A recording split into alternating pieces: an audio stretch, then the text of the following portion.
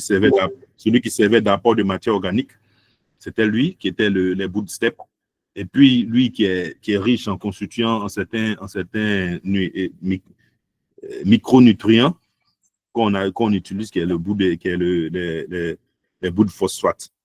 Donc, on décide de prélever les différents échantillons. On a pris que ce soit le sol et les différentes plantes, les différentes coupes, pour aller analyser au laboratoire. Et ensuite, il y a plusieurs études qui ont été faites, que je disais, études physico-chimiques, études radioactives, études en laboratoire, études microbiologiques, études métagénomiques.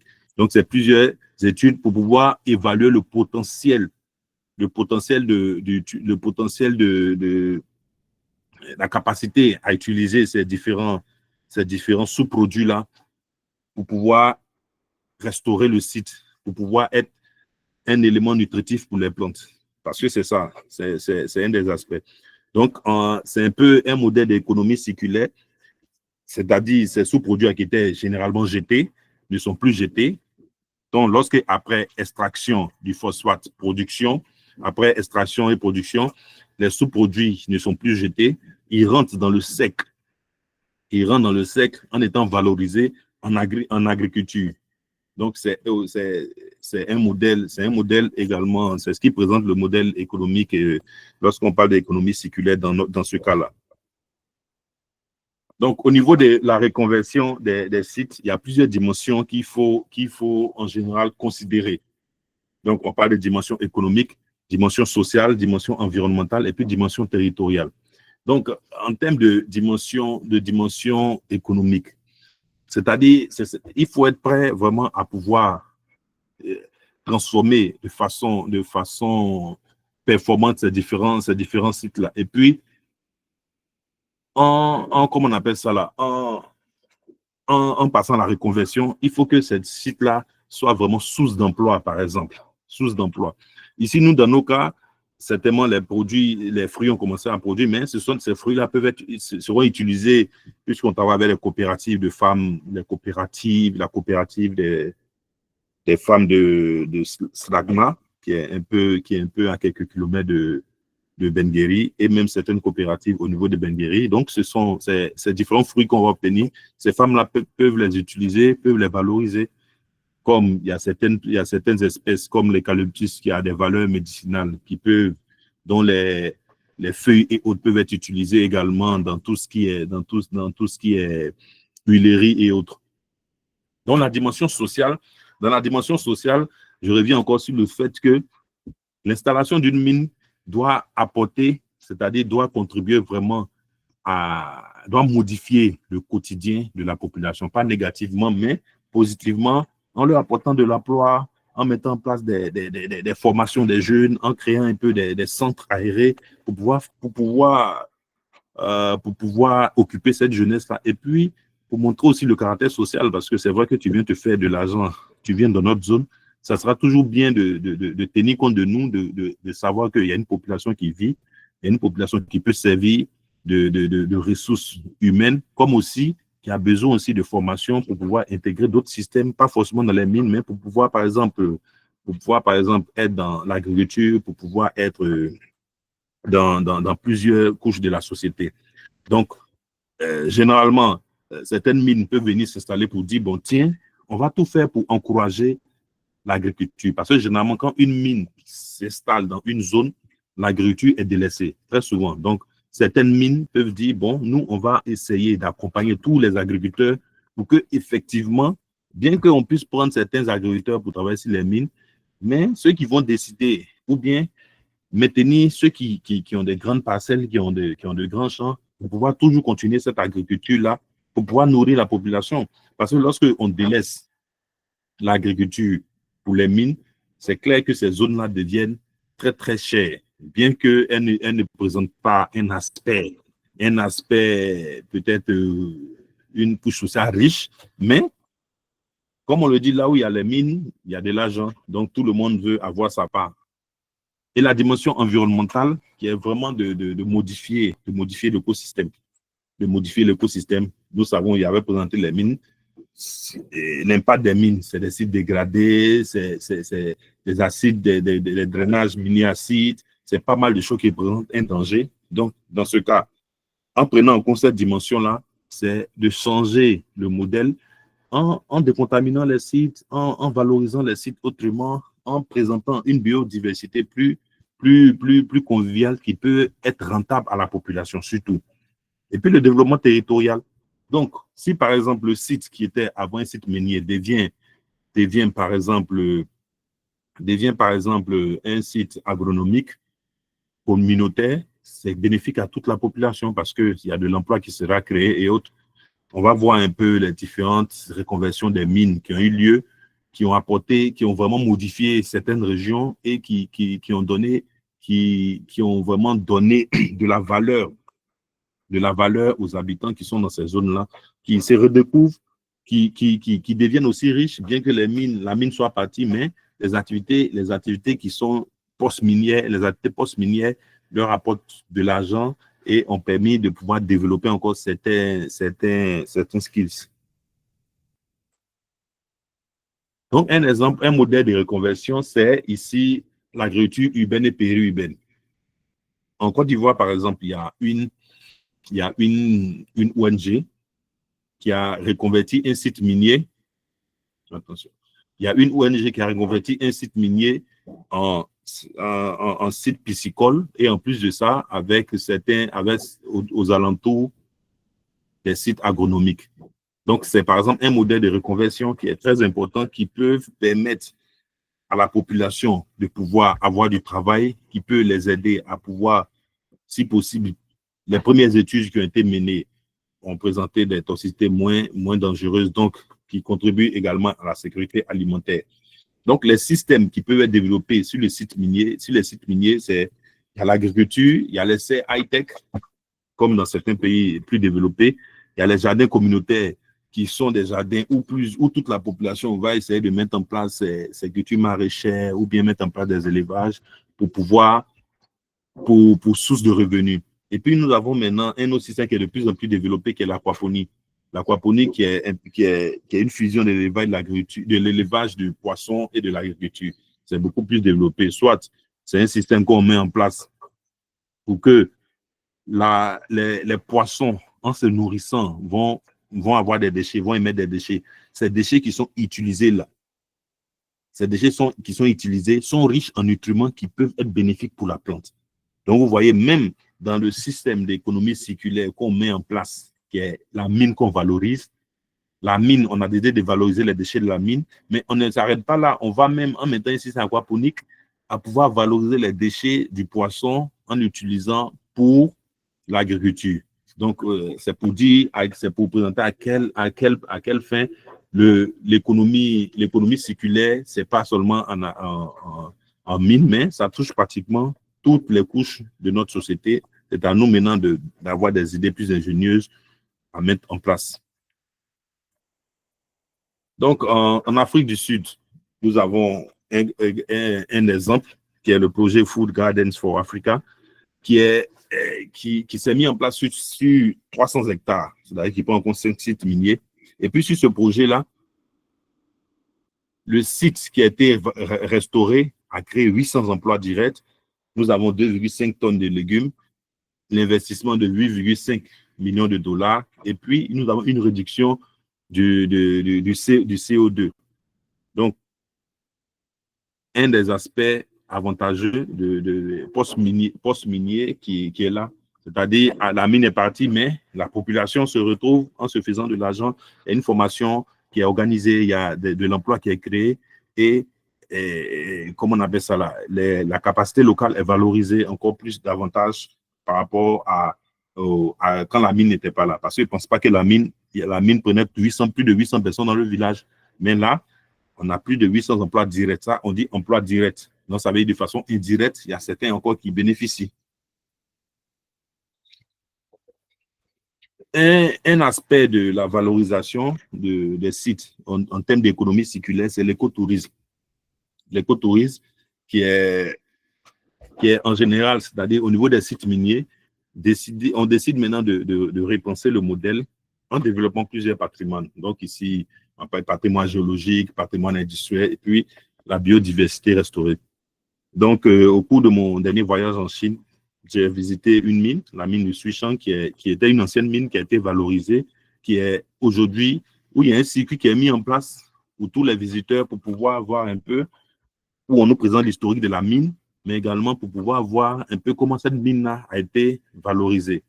Donc, lorsque on donne un autre visa à ce genre de mine, il y a le nombre de visiteurs. C'est clair que quand la mine était active, il n'y avait pas des millions de visiteurs, mais maintenant, la mine est fermée, elle est utilisée comme un site, un site écotouristique. On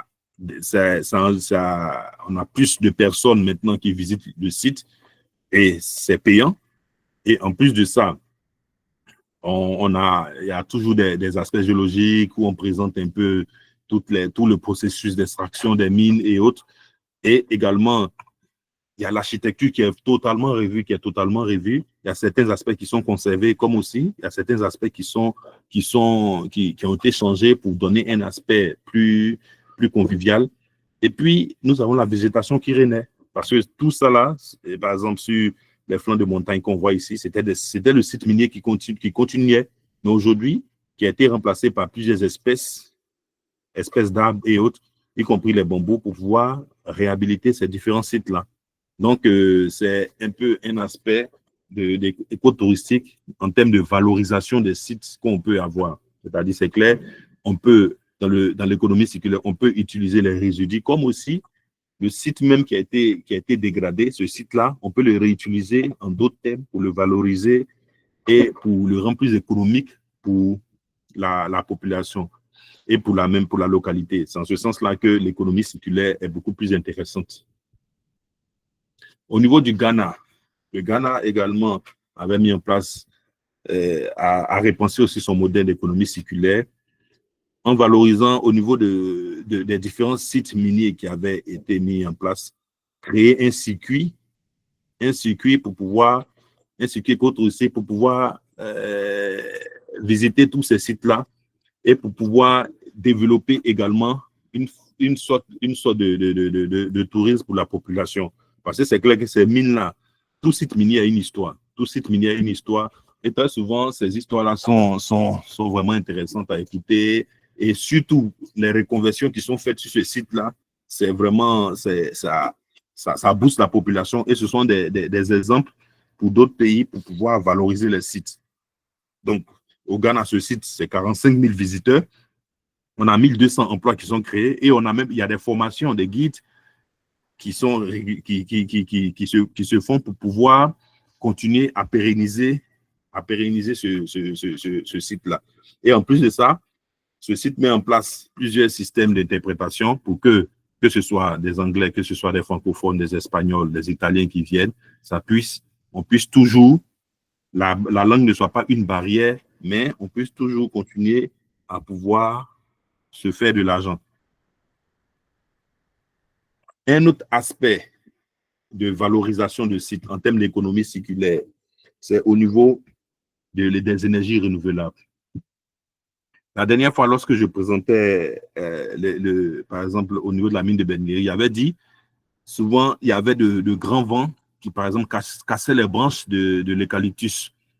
Donc, lorsque, par exemple, sur ces sites-là, on a ces différents cas de figure-là, et généralement, c'est ce qui se passe sur pas mal de sites, surtout dans nos régions arides et semi-arides, où le terrain est défriché, où il n'y a plus de faune véritable. Donc, tout est exposé, il y a un vent plus élevé. Il est possible de pouvoir valoriser ce vent et même ce site-là, parce que sur le site minier, le relief est adéquat pour pouvoir mettre en place un système éolien qui va pouvoir créer de l'énergie et pouvoir redistribuer ça à la population. Donc, dans un cas de figure, on peut, en économie circulaire, on décide, par exemple, ce site minier-là, on va le transformer par exemple, on va valoriser ce site par les énergies renouvelables.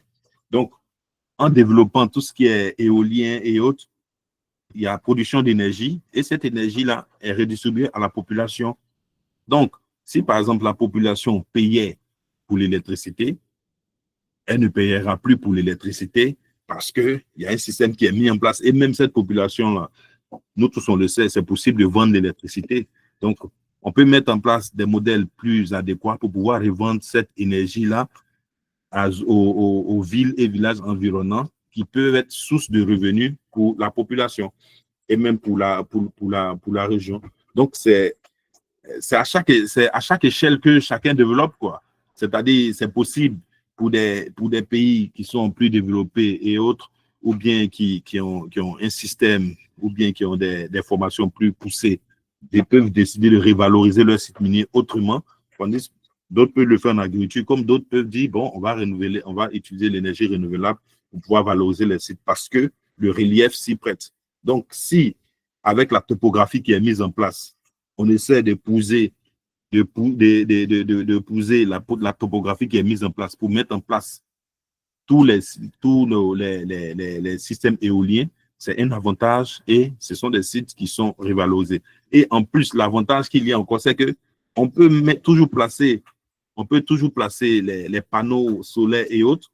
Et en plus de ça, comme ici dans ce truc, mettre en place des systèmes agricoles qui peuvent être bénéfiques encore pour la population. Donc, sur un même site, on peut, en fonction de nos moyens, développer, comment on appelle ça, l'agriculture et l'énergie renouvelable. C'est en ce sens-là que le partenariat public-privé doit rentrer en jeu pour que l'État, par exemple, puisse mettre la pression ou bien puisse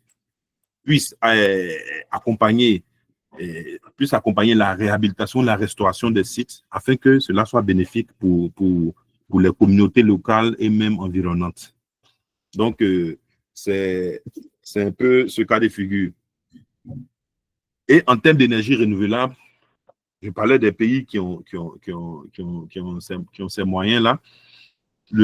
Au Maroc, bon, je n'en ai pas vu, mais je sais que côté éolien, le Maroc est très avancé. J'ai pu visiter le refroidisseur. Peut-être après, certains vont, comment on appelle ça là, donner plus de détails, qui est installé dans la ville de Ouarzazate. Voilà, qui est une centrale, où ils ont mis en place un système avec un refroidisseur. Ouarzazate, c'est pas vraiment un site minier, mais qui, en termes d'énergie renouvelable et énergie solaire et autres, il y a pas mal d'études où il y a pas mal d'approches qui sont développées par le Maroc. Mais dans ce cas de figure ici, on a pris l'Afrique du Sud parce que l'étude s'est faite, ou bien le site a été valorisé, a été exploité il y a très longtemps. Donc, le système qui a été mis en place, l'accompagnement qui dure depuis des décennies, est un modèle intéressant à présenter. Donc, ici, c'est le projet qui a été mis en place de 2019 à 2024. C'est plus de 680 millions de dollars, avec 1300 emplois en construction. Et nous avons 385 000 tonnes de CO2 qui sont évitées. Et aujourd'hui, nous savons combien de fois les CO2 représentent des sources, des mines d'or pour les compagnies et autres. Lorsque aujourd'hui, c'est possible pour pas mal de pays, pour pas mal d'États de pouvoir vendre leur carbone et se faire de l'argent. Même les États, même les sociétés, les entreprises approchent certains pays pour pouvoir acheter les différents stocks de carbone.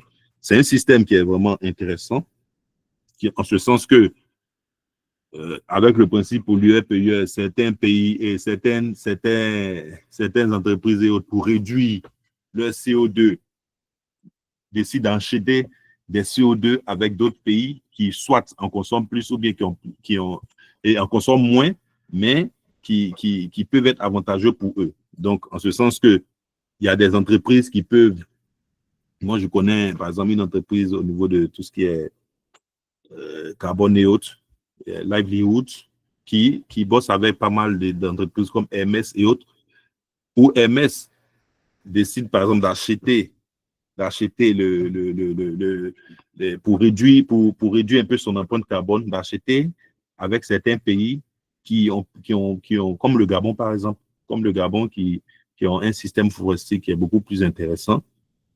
Et donc, moi, je n'ai pas dit, je pollue, Mais je compense cela, par exemple, en achetant avec certains pays qui polluent moins ou qui ont une production plus élevée en séquestration de carbone pour pouvoir compenser le fait de la pollution. Donc aujourd'hui, l'Afrique est une mine d'or en tout ce qui concerne séquestration du carbone et aux réductions de CO2 parce que, on le sait très bien, l'Afrique pollue moins. Donc, elle pollue moins. Donc, du coup, elle peut également s'ériger en vendeur de CO2 pour pouvoir compenser les grandes entreprises qui en consomment plus. Donc, c'est un peu dans ce sens-là que, au niveau du complexe de Katou, un système solaire a été mis en place sur un site minier, un ancien site minier. Donc, on parle d'une superficie de 4500 hectares. Donc, on peut imaginer un peu la grandeur de ce site minier-là. Et en plus, les différents panneaux solaires et autres qui sont installés là, qui sont des sources d'énergie et qui contribuent également à la valorisation du pays. Donc, au niveau des éco-parcs touristiques, en fait, le système, il est plus ou moins intéressant en ce sens que on se dit, on part du principe qu'une entreprise qui pollue, c'est vrai, soit la pollution, si elle produit de l'or et autres, c'est clair qu'elle va polluer, mais cette entreprise, en produisant des déchets, il y a une autre entreprise qui utilise ces déchets-là pour les valoriser. Donc, c'est en ce sens-là que c'est sur ce principe-là qu'on décide d'aller. Donc, si par exemple, moi, je produis de l'or, par exemple, ou bien du phosphate. Donc, je vais prendre par exemple le cas du phosphate. Si au cours que ce soit phosphate ou or, lorsque je décape la terre arable qui n'est pas utilisée, donc qui est pour le minier instérile, cette terre arabe-là, une entreprise peut valoriser cela en utilisant cette terre arabe-là en agriculture. Donc, du coup, c'est une sorte de symbiose entre les entreprises pour pouvoir réduire l'impact et puis pour pouvoir contribuer toujours à la restauration du site. Donc, c'est plusieurs infrastructures qui sont mises en place et qui accompagnent ce projet-là. Donc, une entreprise peut décider, par exemple, vu qu'elle pollue ou bien vu qu'elle produit des déchets, si elle produit, le cas de certaines entreprises, si elle produit pas mal de déchets, comme de l'eau et autres, de l'eau polluée, elle peut décider de mettre en place une entreprise ou bien une entreprise qui est chargée comment on appelle ça là, je n'ai pas dit dessalement de l'eau, mais qui peut réhabiliter cette eau-là. Une entreprise de ce genre peut venir s'installer pour pouvoir travailler en symbiose avec cette entreprise-là. Donc, du coup, lorsque l'entreprise produit de l'eau polluée, cette entreprise peut récupérer pour pouvoir la valoriser. Donc, je vais prendre le cas de Ben-Guéri parce que j'ai passé pas mal de temps là-bas. À Ben-Guéri, on peut voir ça, par exemple, avec même dans pas mal de villes au Maroc, on peut voir ça. Lorsque cette eau-là, au niveau des eaux usées, des eaux utilisées dans nos maisons, cette eau-là, le système est mis en place de telle sorte que cette eau-là puisse être utilisée pour l'arrosage des plantes dans les différentes villes. Donc souvent, on va dire que cette eau-là n'est pas à usage potable. Donc on ne peut pas la boire, mais on peut l'utiliser pour comment on appelle ça là, pour l'arrosage des plantes. Donc, ça peut être un système où, ensemble, entre les sociétés, on décide, par exemple, de pouvoir, dans le cas de la RADEMA ou de la compagnie d'électricité et autres, de pouvoir utiliser ça, par exemple, avec des entreprises qui s'occupent de tout ce qui est aménagement territorial et autres du paysage, pour pouvoir valoriser cette eau-là en agriculture, en utilisant pour l'arrosage des différents espaces. Donc, c'est un peu le système organisationnel qui est mis en place au niveau des mines, où chaque entreprise est mise, où chaque entreprise a une importance. Donc, on peut avoir une entreprise minière et on peut avoir, par exemple, une entreprise qui utilise les différentes stériles là pour pouvoir les valoriser. Donc, en les valorisant, on essaie de former encore une sorte d'économie circulaire qui permet de restaurer les mines sur le site. Ça peut être sur le site ou bien ça peut être dans la région pour pouvoir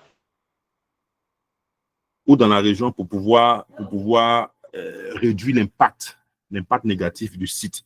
Donc, en plus de ça, vu que les entreprises travaillent en synergie, en symbiose, c'est plus facile de pouvoir créer de l'emploi. Donc, tout le monde, par la présence de la mine, tout le monde bénéficie du système. On a parlé d'emplois directs, mais lorsque ces emplois-là sont créés, par exemple, des emplois au niveau de l'agronomie et autres, lorsque ces emplois sont créés, ce sont des emplois indirects parce qu'elle bénéficie des retombées de la présence de la mine qui est là, qui a développé plusieurs entreprises qui bénéficient des déchets produits par la mine pour pouvoir créer de l'emploi pour la jeunesse et pour la population locale.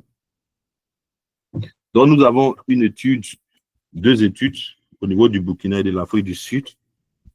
Donc, ici, au niveau de l'Afrique du Sud, il y avait une zone portuaire et puis en même temps, il y avait de l'extraction qui se faisait. Donc, au cours de la valorisation, les différentes, comme on appelle, processus et accompagnements qui se sont mis en place. La symbiose était, il y avait l'entreprise litière, il y avait une qui était chargée au niveau de l'aluminium, et puis il y avait la station de dessalement. Donc, cette symbiose entre les entreprises a permis de mettre en place ce chef-d'œuvre-là, une sorte de marina. Voilà, une marina qui est utilisée sur plusieurs hectares, 5000 hectares, qui est utilisée pour pouvoir valoriser, ça apporte de l'argent, c'est clair, parce que c'est le tourisme. Je vais prendre un simple cas, par exemple, le guide, il en bénéficie. Celui qui va conduire les yachts et autres, c'est de l'emploi qui est créé par cela. Tout ce qui est vendu autour de cette marina-là, c'est également de l'emploi qui est créé de façon indirecte et qui est également un exemple d'éco-pack. Au niveau de la ville du Burkina, c'est le site qui a été valorisé, 450 hectares, a été valorisé pour plusieurs aspects. Donc, il y a le côté agriculture, il y a le côté élevage, il y a le côté, comment on appelle ça là, je dirais énergie, qui a été sur le site pour pouvoir faciliter pour pouvoir restaurer les différents sites. Donc, je crois que cette ville-là, dans mes recherches, il y avait certains journalistes qui disaient non, le petit Paris, pour montrer un peu comment cette ville-là a été métamorphosée par toutes les différentes approches et toutes les reconversions qui se sont faites pour sa valorisation. Donc, en ce sens que, même en lisant, il y avait deux aspects au niveau de cette ville. C'est-à-dire, peut-être s'il y a des Burkinabés, je ne sais pas si c'est vrai ou faux, mais il disait, bon, il y avait quelqu'un qui présentait cette ville qui avait un caractère de côté mystique développé, qui passait de ce caractère-là à un petit Paris qui présente des aspects écotouristiques qui sont plus ou moins intéressants, qui attirent la population et même qui permettent à la population de se découvrir et de développer encore davantage d'autres potentialités. Donc, certainement, s'il y a des Burkinabés qui veulent nous partager leur expérience ou bien qui ont déjà visité cette mine ou bien ces anciennes mines reconverties, ça sera toujours un plaisir de vous écouter après. Au niveau du financement, parce que c'est clair, dans le principe d'économie circulaire, c'est clair que, comme je dis, on a la matière, les déchets qui sont valorisés, on a les sites qui sont restaurés, on a l'emploi qui est créé et on a aussi les capacités c'est-à-dire les capacités locales qui sont vraiment un avantage. Donc, dans l'emploi qui est créé là, ce n'est pas seulement pour la communauté locale, mais on commence à voir un peu comment cet emploi créé, qui était censé au début être au niveau de la communauté locale, s'étend jusqu'à la communauté mondiale par les différents flux de financement qui sont là, et même on parle des partenariats publics-privés. Donc, on parle des green bonds, on parle des financements de carbone, des fonds climatiques. et même mettre en place des systèmes de compensation entre public et privé pour pouvoir faciliter la tâche, aux sociétés minières et même aux communautés locales qui souvent, leurs voix ne sont pas écoutées parce que, bon, soit ce sont des populations pauvres, bon, qui, généralement dans les sites miniers, les environnements miniers sont généralement des populations pauvres. Donc, si elles n'ont pas des ONG pour accompagner, si elles n'ont pas des structures qui peuvent mettre la pression, c'est un peu difficile. Mais aujourd'hui, on nous dit, tiens, si par exemple, moi je suis, aujourd'hui, par exemple, en ayant assisté à ce module, moi je sais que par exemple, dans ma région, j'ai une mine il y a une mine qui est installée, ou bien il y a une mine qui est abandonnée, ou bien il y a une mine, on sait que par exemple, dans 2 ans, 3 ans, la société va partir. Mais laissez-moi vous dire que vous avez une possibilité de vous faire de l'argent. Certains m'ont dit comment? Si par exemple, on décide entre nous, les habitants du village ou de la ville, de mettre en place un système de reboisement. Donc, le système de reboisement, il n'est pas fortuit parce que certaines ONG viendront même pour pouvoir vous accompagner dans ces projets-là. Si le projet est bien ficelé, certaines ONG vont accompagner. Mais là où vous gagnez, c'est en ce sens que, tenez, on va mettre en place un système de reboisement. Le système de reboisement a pour avantage de pouvoir réduire l'empreinte du CO2, mais en réduisant l'empreinte du CO2, on augmente la séquestration du carbone et le carbone est vendu à travers le monde. Donc, si moi, dans mon village, je sais qu'il y a 300, 500 hectares qui ont été pollués, qui ont été, comment on appelle ça, qui ont été utilisés pour la mine. OK, on décide de repenser le modèle en mettant en place un système de réhabilitation. Donc, les ONG peuvent accompagner ce projet-là. Et en plus, en accompagnant ce projet-là, même certaines organisations dont il y a pas les livelihoods peuvent accompagner ce projet. Mais généralement, avec ces entreprises-là, comment ça se passe? Avec ces entreprises, vous leur vendez pas le champ, mais vous leur vendez le stock de carbone que votre reboisement va engendrer. Donc, du coup, en revendant ce stock de carbone-là, c'est de l'argent. Moi, je crois que j'avais lu, je crois que c'est, bon, pour ceux qui s'y connaissent mieux, mais je crois, moi, j'avais vu une tonne à $10 000, je crois, une tonne de carbone. J'avais vu une tonne de carbone à $10 000. Donc, vous pouvez imaginer pour un petit village, en décidant de dire, bon, nous, les gens sont partis, ils n'ont pas réhabilité ou bien ils ont laissé comme ça, on va décider de développer les crédits carbone. Donc, en développant les crédits carbone, si par exemple, je vous ai présenté l'énergie renouvelable au niveau de les stations au niveau de l'Afrique du Sud qui généraient 385 000 tonnes de CO2. Mais je vous dis, on dit 385 000 tonnes de CO2. Et moi, je vous dis, on parle au niveau de la séquestration du carbone, on te dit une tonne, c'est $10 000. Donc, imaginez si tu as pu séquestrer 100 tonnes. Donc, c'est tout le village. Et ça, ce sont des projets qui sont des projets de 10, 20 ans, 30 ans, 40 ans, 50 ans. Donc, imaginez que si, par exemple, vous avez mis en place un système de reboisement qui produit, par exemple, 10 tonnes de carbone, qui séquestre vraiment 10 tonnes de carbone, et on vous dit qu'une tonne à $10 000, donc ça veut dire, si on a mis en place le système, donc je prends un exemple, si c'est par an, donc ça veut dire le village, chaque an, a $100 000. Donc, si c'est un village de 500 habitants, donc c'est-à-dire $100 000 pour 500 habitants, vous pouvez imaginer un peu quelle richesse c'est possible de se faire. Donc, c'est un peu ces coups d'œil-là que tout un chacun de nous, on doit voir, ou bien on doit essayer d'intégrer pour accompagner cela. Donc, ou bien pour avoir un cadre, pour être plus formé, pour dire, bon, non, il y a un site qui a été abandonné dans mon village, un site des centaines d'hectares. On décide de créer une ONG et chercher le financement pour pouvoir valoriser cet espace-là. Et en plus de valoriser cet espace, on va mettre en place des systèmes agricoles.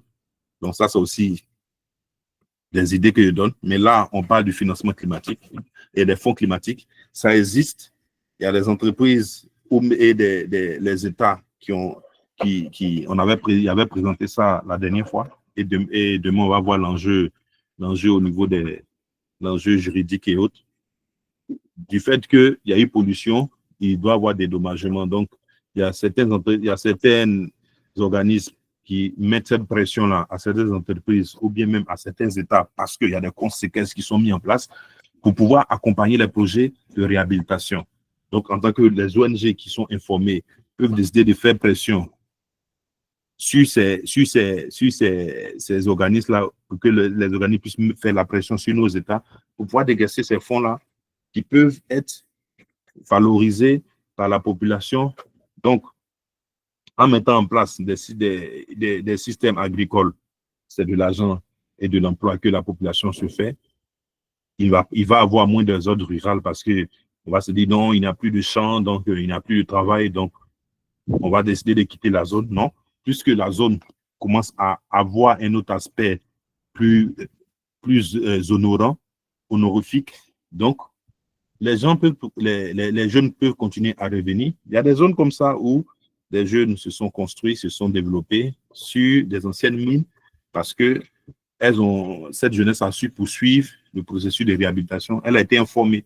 Donc, nous, maintenant que nous sommes informés, c'est à nous de pouvoir bénéficier de ces fonds climatiques-là pour pouvoir avoir des mesures d'atténuation des différents sites qui sont abandonnés. Donc, c'est clair qu'il y a des risques qui sont engendrés, que ce soit au niveau public ou privé, qui est au niveau de la réglementation, la politique.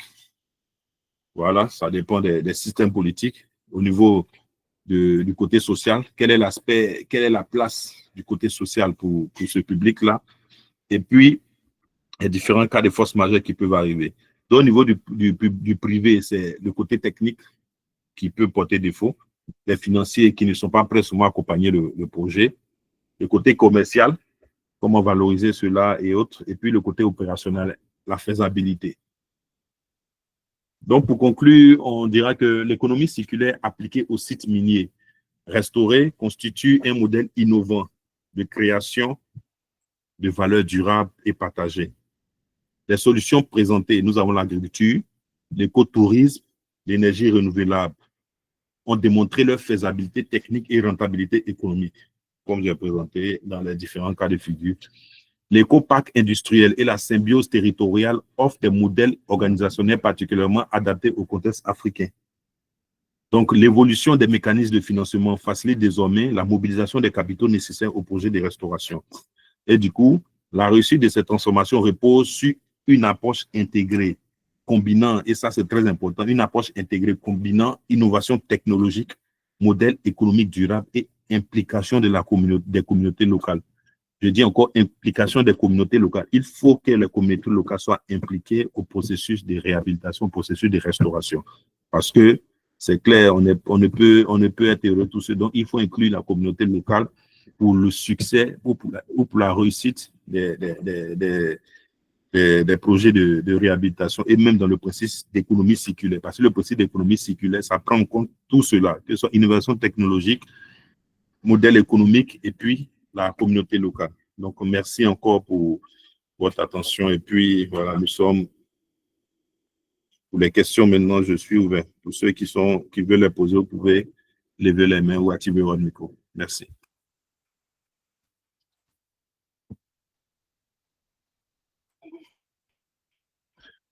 Oui, et Tanimoun? Oui, docteur, j'espère que vous me recevez.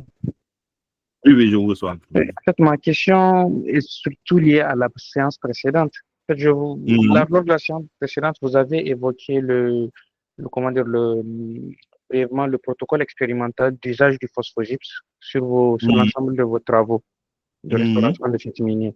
Maintenant, ma question est plutôt axée sur la protection contre les émanations, ou plutôt les rayonnements radioactifs des potentiels éléments tels que l'uranium contenus dans le phosphogypse. Comment aviez-vous fait, ou plutôt comment avez-vous procédé pour vous protéger de ces rayonnements? Et y a-t-il aussi des risques liés, par exemple, à l'échappement de certaines particules dans la poudre du phosphogypse une fois séchée? Merci, docteur.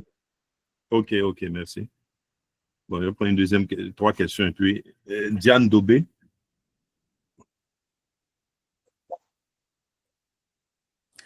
Oui, bonsoir, docteur. Moi, ma Oui, bon. question, c'est par rapport au niveau de la dépollution du site minier Mhm, en mettant l'agriculture à l'intérieur. On sait mhm. qu'en utilisant pour dépolluer le sol, on utilise le plus souvent des plantes. Oui, oui. Maintenant, lorsqu'on utilise ces plantes, cela ne peut pas créer un autre problème puisque ces plantes vont retenir des éléments traces métalliques. Si Mhm. ces plantes contiennent ces éléments traces métalliques, eux sont dédiés à la population. En Mhm. consommant ces plantes, est-ce que la population n'aura pas d'autres problèmes de Ok, santé? d'accord, merci. Okay. Dramé. Mhm. Oui, merci, docteur, de me donner pour aller vite, quoi. Je pense que j'ai une question par rapport à l'installation des panneaux solaires dans un site abandonné, peut-être. Ma question, quel impact positif la conversion d'un site minier en centrale solaire ou bien éolienne peut-elle avoir sur la biodiversité locale? Et la deuxième Mhm. question, quelles sont les contraintes qu'on peut rencontrer, les contraintes techniques et environnementales à ces sites pour le déploiement des énergies renouvelables? Merci. Ok, ok, merci. Ok, merci encore à tout un chacun. Donc, au niveau du phosphogite que nous avons utilisé en général, oui, c'est clair. C'est clair que, comme je disais, il y a pas mal d'études qui avaient été faites. Donc, dans les études radioactives, où on a essayé d'avoir des résultats au niveau des différents sites d'uranium et autres. Mais voilà, c'est clair que même les études qu'on avait eues, c'était ça. Au niveau de l'uranium, le danger n'était pas aussi élevé au niveau de ce qu'on a utilisé comme phosphogypse, mais on a juste rappelé qu'il fallait surveiller, puisque ce sont des processus de désintégration. Donc, qu'il fallait surveiller, comment on appelle ça là, qu'il fallait surveiller l'étude concernant la teneur, l'uranium qui était utilisé.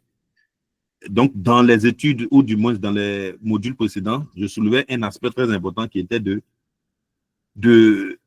garder ces sites-là pour faire des études continues. Il ne faudrait pas que lorsque, après réhabilitation, ces sites-là, par exemple, dans le cas de notre cas de figure, c'est pour ça qu'il n'est pas ouvert à la population, parce que nous sommes dans un principe de réhabilitation qui est un processus continu. C'est-à-dire, ce n'est pas une mine abandonnée, mais c'est une mine qui est encore en activité où on décide de faire la réhabilitation au fur et à mesure que la mine avance. Donc, du coup, vu que, s'il vous plaît, vu qu'on fait la réhabilitation au fur et à mesure que l'étude avance, on a demandé à ce que, au niveau de l'uranium, des études soient menées, pour que, soit des études approfondies, pour que effectivement les dangers soient moindres. Parce que nous, ce qu'on a relevé, c'était élevé par rapport aux autres, mais ça ne représentait pas de danger véritable lorsqu'on compare aux normes internationales. Mais tout de même, comme c'est un processus, nous sommes dans la nature, il y a pas mal de processus qui peuvent rentrer en cours. Donc, il était toujours important de pouvoir surveiller cela. C'est clair, il y a un article, on va publier un article, bon, c'est encore en cours de rédaction, dans l'article en cours de rédaction où il sera publié pour présenter un peu les résultats que nous avons eu sur cette étude-là. Et là, certainement, c'est clair que vous serez surpris. Merci, docteur. Maintenant, au niveau de l'utilisation de la plante, dans les modules précédents, Dramé, s'il te plaît, tu peux couper ton micro. Dans les études précédentes, au niveau des modules, je disais un aspect très important qui était, lorsque on veut valoriser les sites, dans le cas des sites miniers, il faut utiliser des plantes qui ont des capacités phytostabilisatrices et non phytoextractrices. On a même des légumes et autres qui ont des capacités phytoextractrices, mais généralement, c'est toujours bien d'avoir des plantes qui ont cette capacité au niveau des sites miniers, qui ont cette capacité phytostabilisatrice, parce que si ce sont des fruits qui sont utilisés pour pouvoir stopper l'évolution des métaux lourds juste au niveau des racines pour ne pas que ça monte. Nous avons cet aspect-là. Maintenant, hormis ça, il y a des sites. C'est vrai que ce sont des sites miniers, mais qui ne sont pas forcément des sites pollués. Un site peut être un site minier, mais pas forcément un site pollué. Donc, lorsque le site minier n'est pas un site pollué, on peut l'utiliser pour l'agriculture. Maintenant, un autre aspect encore, c'est que, par exemple, ce site minier-là, et c'est toujours important, lorsque on veut valoriser un site, il faut faire toujours des études en amont. Ça, c'est le b.a.-ba. Parce que même lorsque tu as regardé, non, où sont les premiers résultats? Parce que ce sont les premiers résultats qui décident de te donner un peu une idée de comment tu vas utiliser le site, comment tu vas valoriser le site. Et si tu l'utilises juste pour réhabiliter, il faut réhabiliter. Il y a certains qui le font, mais il faut faire attention. Comme aussi, il y a certains qui le font, mais ils décident de planter, par exemple, des arbres forestiers. Donc, ce sont des arbres forestiers, ils se disent, bon, oui, non, on ne va pas manger ça, donc ce sont des arbres forestiers. Mais le danger que cela pourrait apporter, c'est que si, par exemple, ce sont des arbres, c'est un site qui est très contaminé en mercure. Or, le mercure, j'en parlais la dernière fois, lui qui se répand par, comme on appelle, qui est un composé volatile, le mercure qui est volatile, peut représenter un danger pour la population.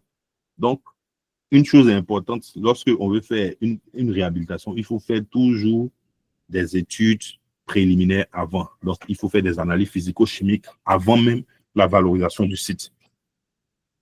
Si les moyens ne sont pas comme les moyens, il n'y a pas assez de moyens. C'est pour ça, dans les processus de réhabilitation, il est toujours aussi intéressant de pouvoir associer les scientifiques pour que les scientifiques puissent accompagner le processus et pour que les scientifiques aussi puissent faire des recommandations. Mais lorsque le scientifique n'est pas totalement associé et puis, comme on appelle ça là, les villageois ou bien les habitants du site décident eux-mêmes de pouvoir mettre en place des systèmes de réhabilitation, c'est un peu dangereux. Donc, les différents travaux que je vous ai présentés, ce sont des travaux où les scientifiques ont été associés effectivement pour pouvoir évaluer les pour et les contre des différents de l'étude. Donc, c'est clair que ça peut présenter un danger si le site est fortement contaminé, mais je rappelle aussi que même un site contaminé, fortement contaminé, peut ne pas représenter un danger pour les plantes, ou bien peut ne même pas représenter un danger pour la population qui consomme les fruits. Parce que si les plantes qui sont utilisées sur ces sites-là sont des plantes qui stockent les métaux lourds dans leurs racines, ça ne représente pas un danger pour la population qui consomme. Donc, il y a plusieurs cas de figure comme ça. Et pour pallier à cela, il faut prendre en compte des études préliminaires, les différentes espèces qui poussent dans les endroits-là. Même ces espèces qui poussent dans les endroits, on peut évaluer leur potentialité en faisant les facteurs, les bioconcentration, les facteurs de phytoextraction et de bioconcentration. Tu peux faire ces études-là pour voir est-ce que les études qu'on a, les espèces qui poussent dans la zone en général, ces espèces-là accumulent les teneurs dans leurs feuilles ou bien dans leur partie aérienne ou bien dans leur partie racinaire.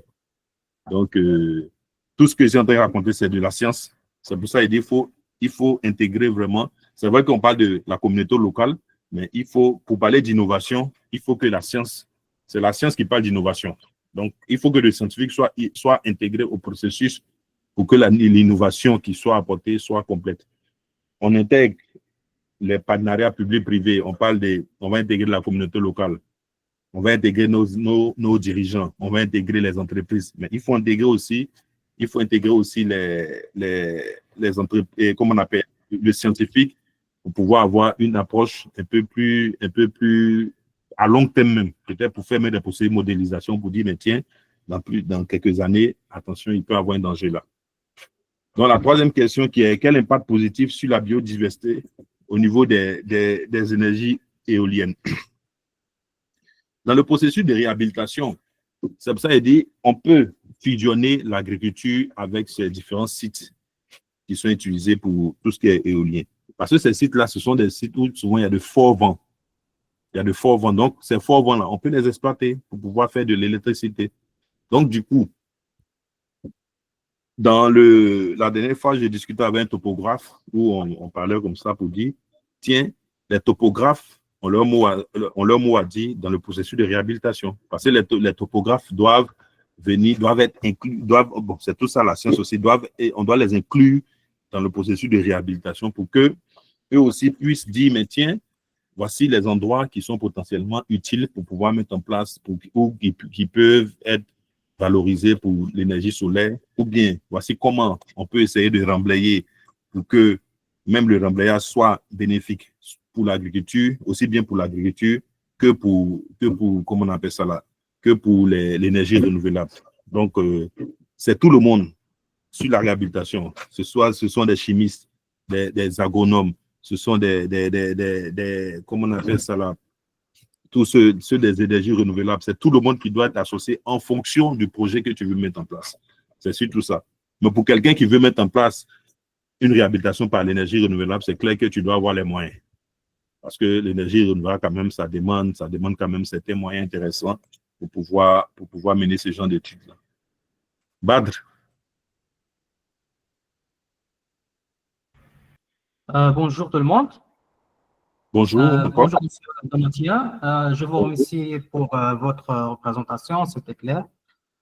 Donc, monsieur Donatia, pour mesurer l'effet de l'économie circulaire, on repose sur le calcul de l'indicateur de circularité des matériaux, qui combine entre la matière vierge, les déchets et la masse extractive. Donc, ces facteurs seront multipliés par un facteur qui s'appelle l'utilité. Ma question, est-ce qu'il existe une méthode pour calculer le dernier facteur, c'est-à-dire l'utilité? Bon, personnellement, je n'ai pas une idée. S'il y a quelqu'un qui, c'est clair, s'il y a quelqu'un qui a plus un aspect, qui a plus une idée à ce sujet. Mais moi, s'il y a quelque chose, je peux dire au niveau ça sera de façon globale pour dire que, quel que soit le principe, le mécanisme qui est mis en place, ce sont les différents aspects dont on a parlé qui doivent être inclus. C'est-à-dire, c'est l'innovation technologique, les côtés, la valeur, les potentialités économiques, en ce sens que ça va générer du travail. Et puis, l'autre approche, c'est l'intégration de la communauté locale. Pour moi, s'il y a des côté calcul, je n'ai pas vraiment une idée, mais si moi, il y a des aspects sur lesquels je dois vérifier ou bien je dois confirmer certaines études, c'est par exemple, c'est sur ces trois aspects-là, je vais voir. Parce que même dans ce que j'ai présenté, c'est un peu ça que je relevais. Je disais, mais tiens, pour tel aspect, on a voici, par exemple, telle tonne qui a été valorisée ou bien telle quantité qui a été valorisée. Voici le nombre d'emplois qui a été créé, qui va avec le côté économique. Et puis, on se dit, mais tiens, voici même l'utilité, c'est-à-dire voici l'apport ou bien l'intérêt que ça apporte, soit par exemple dans le cas d'écotourisme ou bien dans le cas de production d'énergie pour la population locale. Maintenant, si de façon plus technique, il y a quelqu'un qui a un plus, ça sera toujours intéressant. C'est vrai qu'on pose des questions, mais s'il y a des gens qui ont peut-être des additifs, ça sera toujours important. Hein. C'est toujours pour éclairer, ou du moins c'est plus des interactions pour pouvoir éclairer nos lanternes. Donc, Badr, c'est un peu ce que je peux dire à ce sujet. Ok, merci, M. Donatia. Ok. Tanimoun? Oui, docteur Donatien. Je voulais juste compléter ce que vous aviez évoqué. Bon, d'un point de vue managérial ou plutôt d'une casquette financière, on utilise aussi les indicateurs de résultats, d'une part, et les indicateurs d'impact aussi. Juste pour quantifier, à titre d'illustration, par exemple, le nombre d'emplois directs créés, le nombre d'emplois indirects créés, et, comment dire, l'impôt généré, par exemple, au niveau de la localité aussi. Ok. Merci. Merci encore. Voilà, c'est un peu ça. Moi, je me mets dans ce cas du fait que c'est un peu comme la musique. C'est vrai, tu peux bien chanter, mais si les CD ne sont pas vendus, ça veut dire que peut-être ils ne sont pas bien. Mais même si c'est avec des experts et autres, mais je veux dire en ce sens que on doit voir les retombées véritables dans le cas de l'économie, c'est qu'on doit voir les retombées véritables sur la population et sur même l'environnement. Mais dès que cela n'est pas vraiment perceptible, ou comme je disais que généralement les sites miniers sont vraiment des sites où soit peut-être le chef du village et sa notabilité, tout le monde est corrompu, donc du coup, c'est juste une minorité qui profite. Donc du coup, lorsque cela ressort comme ça, c'est clair que peut-être on peut dire de façon générale, l'indicateur il est très bon, mais par exemple, on va voir que ça ne génère pas d'emploi pour la population. Or, pourtant, c'est censé, comment on appelle ça là, générer de l'emploi, c'est censé penser à l'inclusion véritable de la population. Donc, du coup, c'est un peu ces cas de figure-là. S'il n'y a pas d'autres interventions, on va se donner rendez-vous pour demain.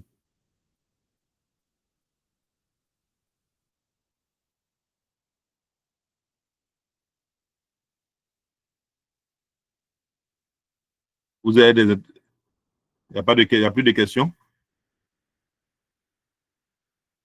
Ok, donc merci encore. Merci à tout un chacun. Et puis, à demain pour le dernier cours. Bon, demain, ça sera à 10h30 heure du Maroc. Parce que, bon, comme j'ai dit, on va pas. Moi, j'ai changé quand même pas mal d'heures. Il faudrait que les autres aussi fassent l'effort. L'autre fille? Une dernière question et puis.